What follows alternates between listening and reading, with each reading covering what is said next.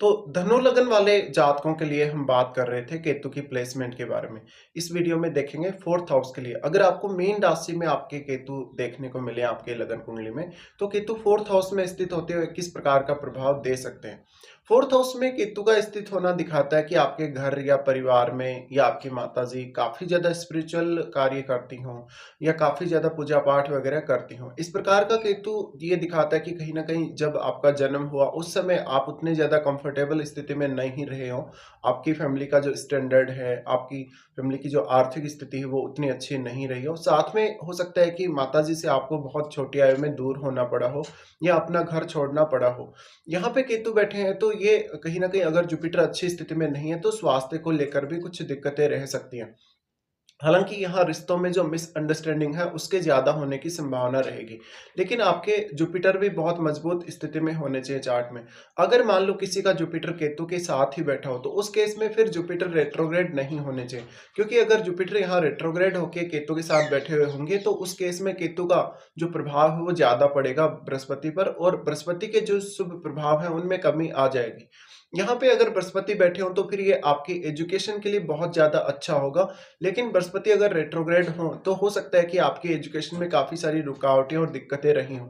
इसके साथ-साथ जातक का अपनी माताजी के साथ बहुत ज़्यादा अंडरस्टैंडिंग रहेगा कहीं न कहीं और उनको हो सकता है कि माताजी से उतना ज़्यादा सपोर्ट नहीं मिला हो। हालाँकि जातक अपने घर परिवार के प्रति बहुत ही ज़्यादा सीरियस रहेगा।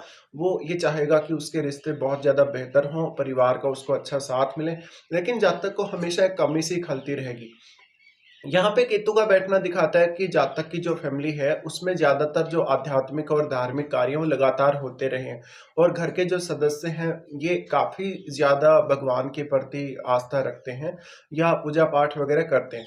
यहाँ पे केतु का बैठना आपको छोटी आयु में घर से दूर कर सकता है। ये पर्पज़ आपका करियर भी हो सकता है या आपकी स्टडीज़ भी हो सकती हैं। लेकिन एक समय बाद आप ये फ़ील ज़रूर करेंगे कि कहीं न कहीं जो परिवार की भूमिका है, कहीं न कहीं उसमें कोई न कोई कमी रही है आपके जन्म के बाद से या परिवार उतना ज़्यादा अच्छी स्थिति में नहीं रहा है, तो आपका जो लालन-पालन है, आपकी जो आर्थिक स्थिति है, मनः स्थिति है, उस पर आगे चलकर इसका बहुत गहरा असर पड़ेगा। अब क्योंकि केतु 4th हाउस में बैठे हैं, तो ये दिखाते हैं कि पास्ट लाइफ में आपने 4th हाउस से रिलेटेड काफ़ी कुछ रियलाइज़ करा है और अब इस जीवन में ये वर्तमान जो समय है, इसमें आपका फ़ोकस कहीं न कहीं करियर और करियर से रिलेटेड मामलों पे ज़्यादा होना चाहिए, जहाँ आपके राहु बैठे हैं 10th हाउस में। इसलिए यहाँ पे अब आप कोई भी अपेक्षा ना रखें अपने 4th हाउस से रिलेटेड मैटर में। अगर आप यहाँ कोई भी बड़ी अपेक्षा रख रहे हैं, तो वो आपकी अपेक्षा पूरी नहीं होगी, जिससे आपको डिससैटिस्फैक्शन होगा। केतु के साथ अगर कोई भी शुभ ग्रह यहाँ बैठा हुआ होगा, तो उसके शुभ प्रभाव में कमी आएगी। लेकिन अगर केतु के साथ कोई भी क्रूर ग्रह होगा, कोई भी फायरी प्लैनेट होगा, तो उसका जो प्रभाव है कहीं न कहीं और ज़्यादा बढ़ जाएगा केतु के साथ होने की वजह से। तो यहाँ पे आपको ये देखना होगा कि अगर कोई भी फायरी प्लैनेट केतु के साथ बैठा है, तब उस केस में आपके घर से बहुत जल्दी दूर होने और परिवार के घर के सदस्यों के साथ आपके रिश्ते बिगड़ने की संभावनाएँ ज़्यादा रहेंगी। इसके साथ-साथ फिर ये माताजी के स्वास्थ्य के लिए भी उतनी अच्छी स्थिति नहीं रहेगी। यहाँ केतु बैठे हैं तो मोस्टली जातक का जो करियर है या जो उसका रहना है, वो किसी दूसरे स्टेट में होगा या इवन फॉरेन में होगा। तो जातक अगर अपना घर छोड़ता है, अगर वो फ़ॉरेन वगैरह में सेटल होता है, तो वो ज़्यादा बेहतर कर पाएगा कहीं न कहीं और उसकी लाइफ़ में काफ़ी अच्छी प्रोग्रेस होगी। लेकिन उसके जीवन में हमेशा घर-परिवार के सदस्यों के साथ व्यवहार को लेके, संबंधों को लेके कुछ कमियाँ ज़रूर ही रहेंगी। केतु यहाँ बैठे हैं तो अब आपको शुरुआत में अपनी एजुकेशन वगैरह पे बहुत ज़्यादा बल देना चाहिए क्योंकि शुरुआत में ही जो आपकी मानसिकता बन जाएगी, जिस प्रकार की आपकी मानसिक स्थिति बन जाएगी, उसी हिसाब से आपको आगे भी इसका प्रभाव देखने को मिलेगा। लेकिन क्योंकि अब आप करियर के प्रति बहुत ज़्यादा ऑब्सेस्ड होंगे, साथ में यहाँ केतु के साथ आपके जिन भी भावों के स्वामी बैठे हैं, हो सकता है कि बृहस्पति ही यहाँ बैठे हों, हो सकता है शनि यहाँ बैठे हों, तो उस केस में सबसे पहले आपको यही देखना होगा कि वो जो प्लैनेट केतु के साथ बैठे हैं, वो रेट्रोग्रेड तो नहीं है। अगर रेट्रोग्रेड होते हैं केतु के साथ कोई भी प्लैनेट, तो ये सर्वाधिक रूप से प्रभाव केतु उस ग्रह पर डालेंगे। इसलिए उस भाव से आपको कोई भी बहुत बड़ी अपेक्षा नहीं रखनी चाहिए, जिसके वो ग्रह स्वामी हैं। यहाँ पे मान लीजिए किसी का अगर शनि बैठा हो, तो शनि अगर रेट्रोग्रेड होके बैठे हों, उस केस में जातक को बहुत ज़्यादा विरक्ति वाले भाव आते हैं और वो कहीं न कहीं घर या जो भौतिक सुख है, उसको त्यागना चाहेगा।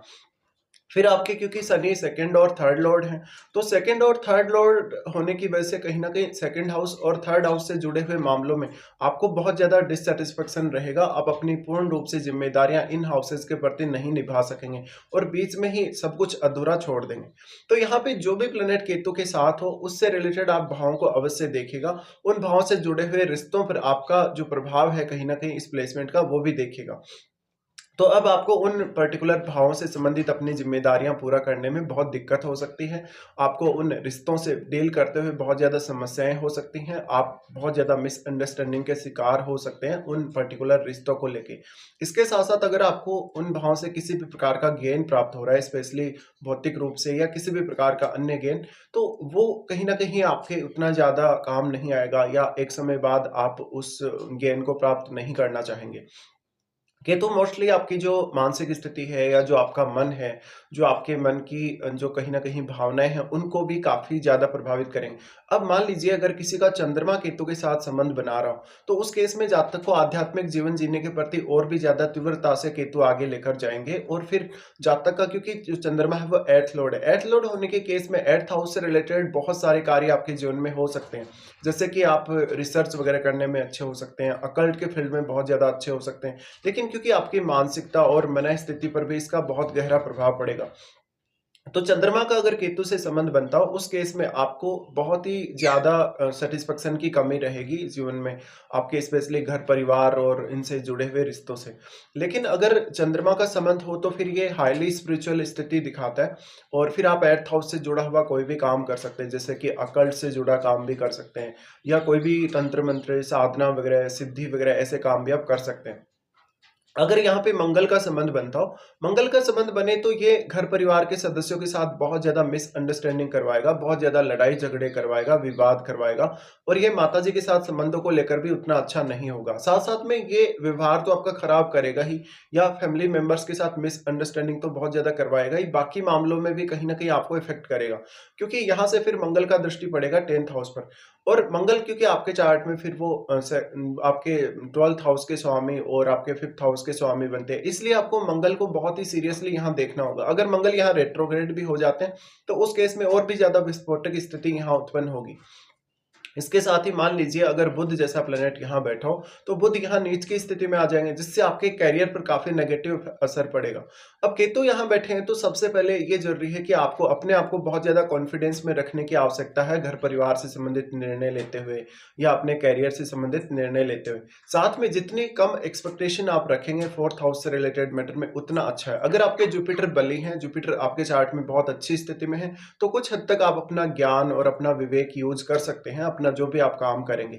यहाँ पे बट आपका राहु का प्रभाव भी केतु पर है, लेकिन राहु का प्रभाव एक सीमा तक ही केतु पर हो सकता है। ऐसा इसलिए होगा क्योंकि राहु के साथ जो बैठा हुआ प्लैनेट है, कहीं न कहीं वही ज़्यादा प्रभाव डाल पाएगा केतु पर और केतु के साथ बैठे हुए ग्रह पर। राहु और केतु के मध्य 180 डिग्री का जो एंगल बना हुआ है, वो एंगल हमेशा बना हुआ ही रहेगा। इसलिए राहु सिर्फ़ एक सीमा तक ही केतु पर प्रभाव डाल सकते हैं और केतु के साथ बैठे हुए ग्रह पर केतु का ही प्रभाव सर्वाधिक रहेगा। और अगर वो ग्रह रेट्रोग्रेड भी हो जाए, तो उस केस में केतु और भी ज़्यादा अपना प्रभाव उस ग्रह पर डालेंगे। लेकिन यहाँ पर देखिए राहु के साथ जो आपके 10th हाउस में बैठा हुआ ग्रह है, उसका प्रभाव केतु पर और केतु के साथ बैठे हुए ग्रह पर सबसे ज़्यादा रहेगा, क्योंकि राहु के साथ बैठा हुआ ग्रह काफ़ी ज़्यादा मल्टीप्लाई हुआ है, उस ग्रह की जो क्वालिटीज़ हैं वो भी काफ़ी ज़्यादा मल्टीप्लाई हुई है आपके 10th हाउस में होने की वजह से। तो इस प्रकार से आपको यहाँ देखना है, साथ में आपको अपनी महादशा पर भी अवश्य विचार करना है और क्या वास्तव में आपको केतु के साथ बैठे हुए ग्रह की महादशा है या नहीं है, क्योंकि केतु उस ग्रह पर अपना काफ़ी स्ट्रॉन्ग इम्पैक्ट डालेंगे। तो अब आपके परिवार को लेके, परिवार के सदस्यों को लेके आपसे कुछ ऐसी गलतियाँ, कुछ ऐसी मिसअंडरस्टैंडिंग हो सकती हैं, जिनमें आप बहुत ज़्यादा डिससैटिस्फैक्शन देखेंगे अपनी लाइफ में। तो इस प्रकार के कुछ रिजल्ट्स रहेंगे केतु के आपके 4th हाउस में होते हुए।